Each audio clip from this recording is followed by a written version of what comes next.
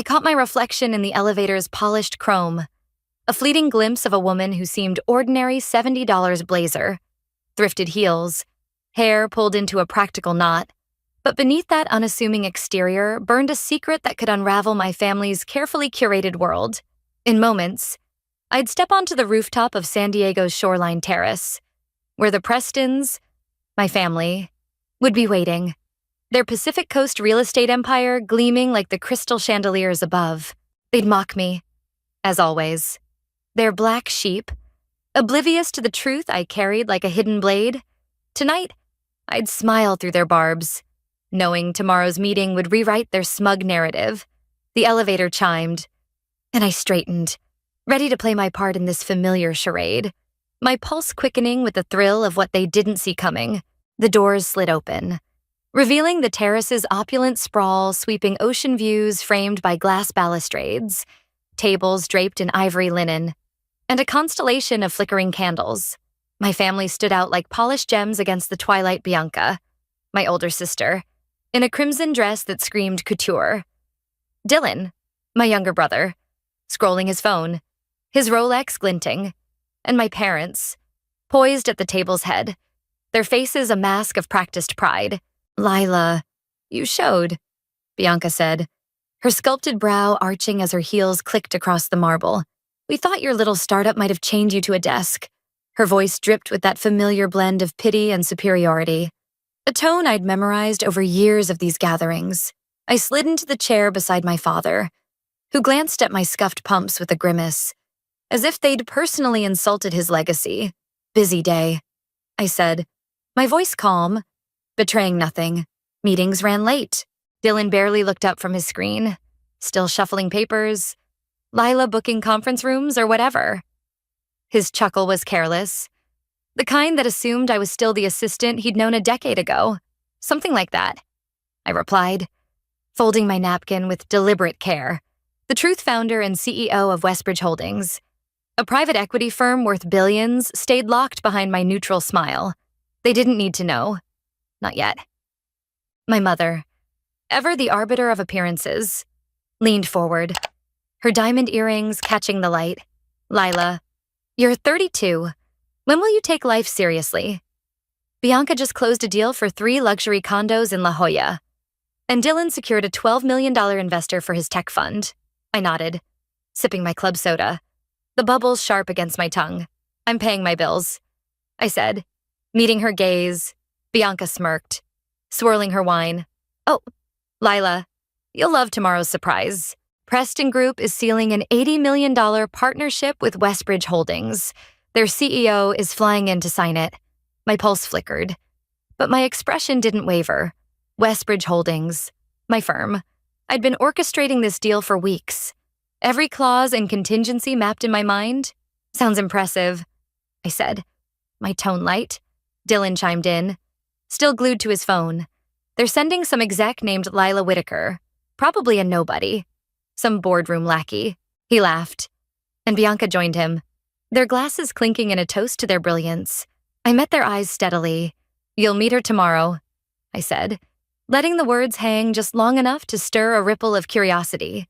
They didn't notice, too busy launching into a discussion about legacy and the Preston name, their voices rising over the clink of silverware. My father, his jaw tight, gave his trademark sigh. "Lila, it's time to grow up. This family builds empires, not excuses." His words, meant to sting, only fueled the quiet fire in my chest. I glanced at the skyline, the city's lights winking like a silent promise.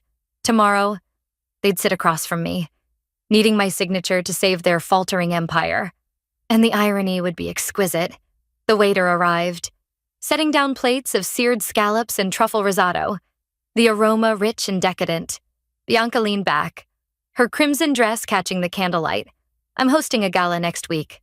Lila, Green Horizon, $5. $7 a seat. Don't worry, we'll make sure you don't feel too out of place." Her smile was a blade, sharp and precise. Dylan snorted, pocketing his phone. "Yeah, my new high-rise in Mission Hills might be a bit much for you. Penthouse views aren't exactly your scene." I sliced into my scallop, the texture yielding under my knife. I'm content, I said, my voice steady. Success looks different for everyone. My mother's eyes narrowed, her fork pausing midair. Content, Lila. If you'd put some effort into your appearance, maybe a proper haircut. A dress that fits you might meet someone worthwhile. Bianca's fiancé runs a hedge fund. You know? The table hummed with their self-satisfied energy. A chorus of privilege I'd long learned to tune out. I thought of the embossed invitation on my desk, addressed to Westbridge's CEO, and the $340 million merger I'd finalized that morning. My phone, tucked in my bag, held a dozen urgent emails, each one a thread in the empire I'd woven in silence. But here, I was still the invisible one, the sister who drove a Civic and lived in a modest loft in Bankers Hill. As the dessert course arrived, chocolate torte drizzled with gold leaf. Bianca leaned forward, her voice bright with anticipation. Westbridge's CEO is supposed to be a genius, strategic, untouchable. It says a lot about Preston Group that they're partnering with us. My father nodded, his pride palpable. It's a testament to our vision. I raised my glass, the club soda catching the light like a prism. To surprises, I said, my smile faint but deliberate. They laughed, oblivious, their voices blending into the night's warm breeze. I set my glass down, my mind already on tomorrow's agenda, the boardroom where their world would tilt. They called me the black sheep, but by morning, they'd see the shepherd. The clink of Bianca's wine glass against Dylan's pulled my gaze back to the table, their laughter a polished performance under the shoreline terrace's amber glow. My family's voices wove a tapestry of self-congratulation, each thread a reminder of their blindness to my world. As they debated the prestige of their latest real estate coup, my mind drifted to a different time, a shadowed corner of my past where the seeds of my empire took root. The weight of their dismissal tonight was familiar, but it was in the quiet of those early years that I learned to turn their scorn into steel. Every sip of my club soda anchored me to the present, yet my thoughts spiraled back to the moment I claimed power no one saw coming. 7 years ago, I was a cog in the machine of Argon Matrix, a San Diego startup buzzing with ambition but crumbling under mismanagement. The office smelled of burnt coffee and desperation, servers humming late into the night as coders chased breakthroughs in machine learning. I wasn't a programmer, just an assistant fetching lattes and organizing chaos. But I saw what the founders didn't, numbers that bled red, contracts that overpromised, a burn rate that could torch a dream. They were brilliant, lost in algorithms, not balance sheets. I wasn't. My evenings, spent poring over their financials in a cramped apartment, revealed a company teetering on collapse. When bankruptcy loomed, I didn't hesitate. With $12,000 from my savings, every cent I'd scraped together, I negotiated a controlling stake from founders too exhausted to argue. They called it a gamble. I called it clarity. I let the visionaries code, while I rebuilt the foundation's streamlined operations, renegotiated vendor deals, and courted investors with pitch decks sharper than a tailor's shears. By year's end, Argon was profitable, its AI tools powering logistics firms across California. But I didn't stop there. I saw a gap in the market, a chance to wield influence without fanfare. Argon became Westbridge Holdings, a private equity firm that moved like a phantom, acquiring stakes in tech, real estate, and biotech. My first major coup was a $15 million robotics startup in Palo Alto, its patents now a cornerstone of my portfolio. Today, Westbridge controls 73 companies, each move calculated, each victory silent. Secrecy was my shield. I operated through LLCs layered like nesting dolls, trusts that obscured my name, and proxies who spoke for me in boardrooms. My virtual appearances, voice modulated, face unseen, kept my identity a whisper. While Bianca flaunted her gala invitations, I closed deals that reshaped industries. One acquisition, a logistics firm in Oakland, outbid Preston Group on a waterfront development last spring, a loss Bianca still blames on market volatility. The irony curled my lips as I traced the rim of my glass. My empire thrived because I understood what my family never did. Power doesn't shout, it strategizes. Back at the table, Dylan's voice cut through my reverie, boasting about a tech stock he'd flipped for a $2 million profit. My mother nodded, her pride a beacon, while my father dissected the deal's optics. Their world was a stage. Every move performed for applause. Mine was a chessboard.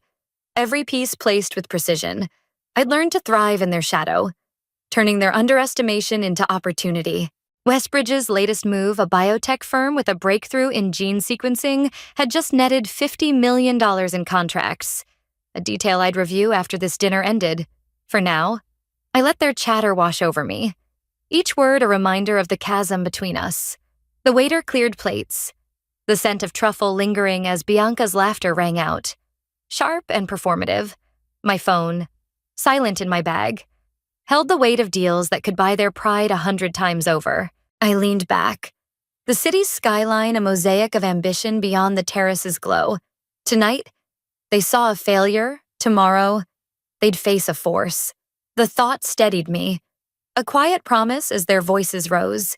Oblivious to the reckoning I'd built in the dark, the terrace's candles flickered, casting shadows that danced across Bianca's crimson dress as she leaned forward, her voice slicing through the hum of my family's self-congratulation.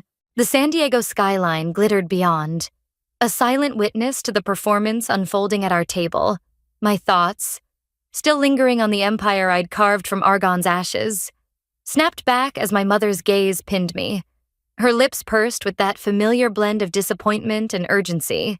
The dinner had shifted from casual barbs to a sharper scrutiny, each word a test I'd learned to parry without revealing my hand. I sipped my club soda, the glass cool against my fingers, and braced for the next act in this tiresome play, knowing every taunt brought me closer to the moment I'd unveil my truth. Lila. Honestly, my mother began, her tone a velvet-wrapped blade. You could at least try to present yourself better.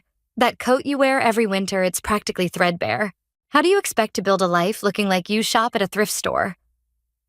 Her words landed like a practiced jab, but I met her eyes with a steady smile, my pulse even. I like my coat, I said, my voice soft but unyielding. It's warm enough. Dylan snorted, his fingers drumming on the table. Warm, Lila? You're missing the point. Image is everything. My new condo flip in Coronado, $8 million profit because I know how to sell the lifestyle. He flashed a grin, oblivious to the irony that my firm's subsidiaries had financed his lender. Bianca seized the moment, her eyes gleaming with malice.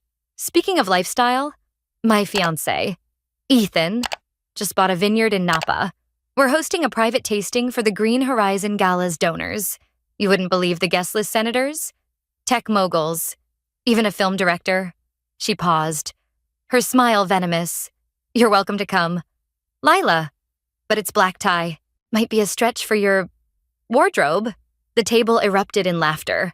My father's chuckle a low rumble, as if my existence were a punchline. I thought of the gala's venue, a coastal estate I'd acquired through a discreet trust last year, and let my lips curve faintly. I'll manage, I said, my tone a quiet promise they couldn't decipher. The waiter delivered a fresh round of drinks, the clink of ice punctuating my father's next jab. Lila, you're wasting potential. I heard you worked for some tech outfit years ago. What was it? Filing reports you could have aimed higher. His words stung less than they once did, but they fueled the resolve simmering beneath my calm. It was a learning experience, I replied, my gaze drifting to my bag, where my phone buzzed faintly. A glance confirmed a message from my CFO, a $400 million acquisition in Seattle's commercial sector, finalized an hour ago. I typed a swift approval, my fingers steady, then tucked the phone away as my mother hissed, "For heaven's sake, Lila, stop fiddling with that thing. It's rude," I complied, but the interruption only sharpened Bianca's focus. You know, Lila, Ethan says Westbridge Holdings is a fortress impossible to crack. Their CEO runs a tight ship. No leaks, no scandals. Makes our partnership a coup. She lifted her chin, as if she'd personally engineered the deal. Dylan nodded, swirling his whiskey. Yeah, I bet their CEO's some Ivy League shark. Not exactly your crowd. Lila, their smugness was a mirror, reflecting a world where I was forever less. I raised my glass, the liquid catching the candlelight. To fortresses, I said, my voice a silken thread. They clinked glasses, unaware that the fortress they admired was mine. As the dessert plates vanished, replaced by espresso cups, the conversation turned to Preston Group's future. Their voices a crescendo of ambition. I leaned back, the city's pulse beyond the terrace syncing with my own. Their mockery was a prelude, a final note before the symphony of tomorrow's reckoning. I excused myself, citing an early meeting, and stepped toward the elevator, their laughter fading behind me. The night air was sharp, carrying the promise of a dawn where their illusions would shatter. The elevator descended, whisking me from the terrace's gilded cage to the quiet of San Diego's streets, where my Civic waited under a flickering lamp. I drove through the city's veins, the skyline's glow fading as I reached my Bankers Hill loft, a sanctuary of clean lines and muted tones. Inside, I shed my thrifted coat, the weight of the dinner's barbs falling with it. My encrypted workstation hummed to life, its screen casting a sterile light across the room. I opened the Seattle acquisition file, skimming projections that would ripple through the market by week's end. Tonight wasn't about celebration. It was about precision. The final stitches in a plan years in the making. Tomorrow, I'd walk into Preston Group's boardroom not as their failure, but as their reckoning. I poured a glass of water, the liquid clear as my resolve, and dialed Jordan, my executive assistant. His voice, crisp despite the late hour, greeted me. Everything's set. Lila. Agreements are printed. Legals on standby. And the jet's fueled for your post-meeting flight to San Francisco. We reviewed the boardroom strategy section 7, 3's debt clauses, Preston Group's over-leveraged loans, and Bianca's inflated projections, which I'd quietly corrected through intermediaries. They're bleeding $10 million quarterly, I said, scrolling through their cash flow data. They think this deal's a lifeline. It's a leash. Jordan's chuckle was a rare crack in his professionalism. They'll never see you coming. Hanging up, I crossed to my closet, where a midnight blue cashmere suit hung, hand-stitched in Milan, its fabric whispering authority. I slipped it on, the fit precise, transforming me from the woman in scuffed pumps to the CEO who'd built Westbridge from rubble. My Louboutin heels, their red soles a silent defiance, clicked against the hardwood as I tested my stride. In the mirror, my reflection was a stranger poised, unyielding, the embodiment of every choice that had led to this moment. I tucked a stray hair behind my ear, my fingers grazing the sapphire stud I'd bought after my first $100 million deal. A private nod to victories unseen. My phone buzzed Jordan again, confirming the Phantom's pickup at 9 a.m. I stepped to the window. The city sprawling below, its lights a map of ambition. In the stillness, a memory surfaced a childhood Christmas, my parents praising Bianca's piano recital while my science fair trophy sat ignored. That neglect had forged me, teaching me to build without applause. Tomorrow, I'd face their shock, their denial, but I wasn't seeking their approval, only their signatures. I powered down my workstation, the screen fading to black, and slipped into bed, the suit hanging like a promise. The dawn would bring a stage where I'd rewrite their script, my silence giving way to a voice they couldn't ignore. The Phantom glided through San Diego's morning haze, its leather interior a cocoon of quiet power as I reviewed the day's stakes one final time. Jordan sat beside me, his leather portfolio a silent testament to the precision we'd honed. Langston Tower loomed ahead, its glass facade catching the dawn like a blade. I stepped out, my Louboutin heels striking the pavement with a rhythm that echoed my resolve. The lobby's marble expanse hummed with curated elegance, but every eye turned as I crossed it. My midnight blue suit a declaration of intent. The front desk agent stammered, "Ma'am, your name." I leaned forward, voice low. "Check Westbridge Holdings." His fingers fumbled, then froze as my clearance flashed. "VIP. Right this way. Ms. Whitaker," he said, ushering me to the executive elevator. The ascent to the 40th floor was a silent countdown, each second sharpening the edge of what was to come. The boardroom's glass walls framed my family like a tableau of hubris.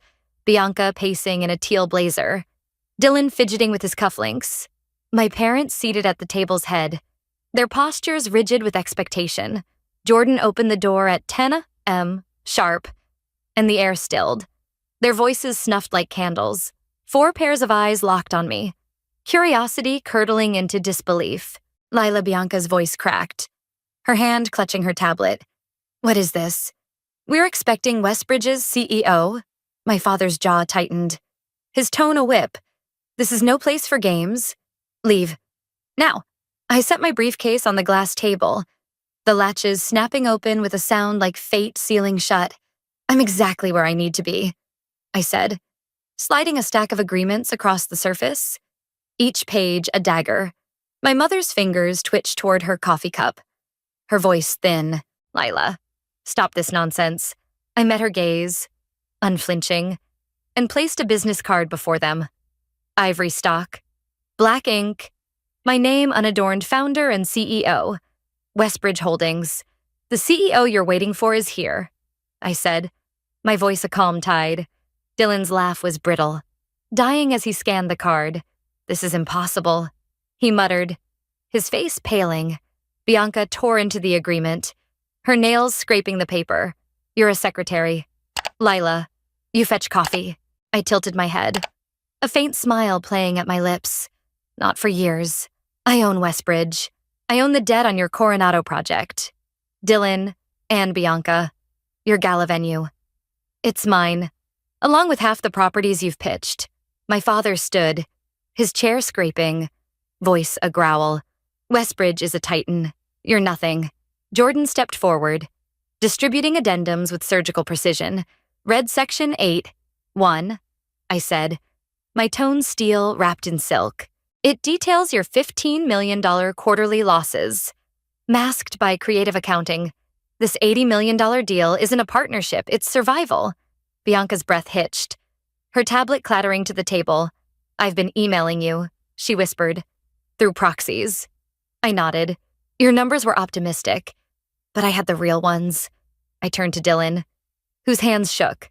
Your tech fund's loans, I hold 60% of the paper. Default. And I foreclose. The silence was a living thing, heavy and sharp. My mother's eyes glistened, her composure fraying. How could you hide this? She murmured. Because you'd have tried to own me. I said, each word deliberate. I built Westbridge from a failing startup, 73 companies strong. While you mocked my coat, I gestured to the contracts. Sign. And Preston Group lives under my terms. Refuse. And I call your debt due. Your choice. My father's hand hovered over the pen, his pride a crumbling fortress. One by one, they signed. Bianca's signature a scrawl of defeat. Dylan's a reluctant scratch. I stood, smoothing my suit. Jordan will handle the transition. I have a flight to catch. At the door, I paused, glancing at Bianca. Your Napa vineyard tasting, I own the distribution chain for the wine. Enjoy the gala.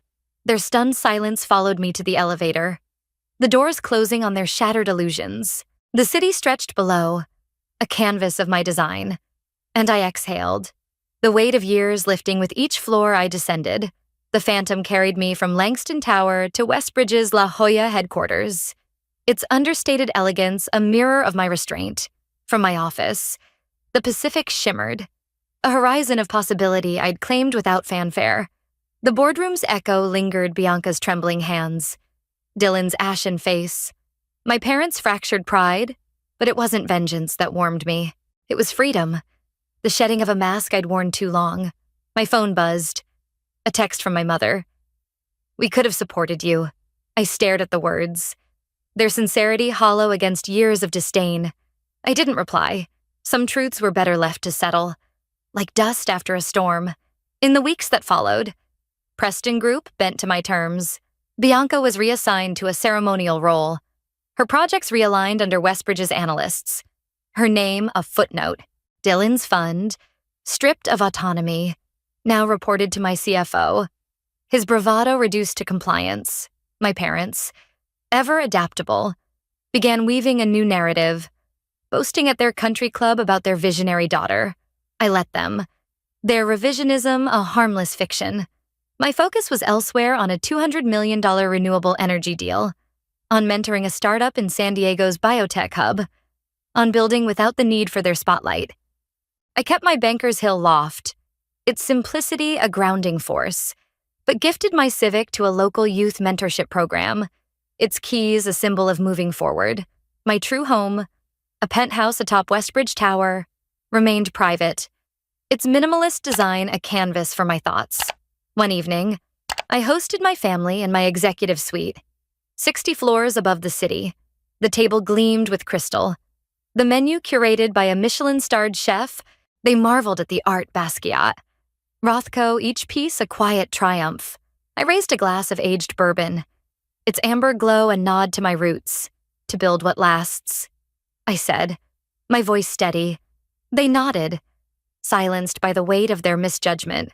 Later, alone, I stood at the penthouse's floor-to-ceiling windows. San Diego's lights a constellation of dreams. I thought of others like me overlooked, underestimated, their worth unseen. To them, I'd say your value doesn't need a stage. The barista perfecting her craft, the coder debugging at midnight, the teacher shaping minds, they build empires of impact. Brick by quiet brick, I still browse Target's aisles, not for lack of means, but because power isn't in the price tag. It's in the choices you make when no one's watching. If you've ever been dismissed, know this. Your strength is your silence. Your work, your voice. Build relentlessly, on your terms, and let the world catch up.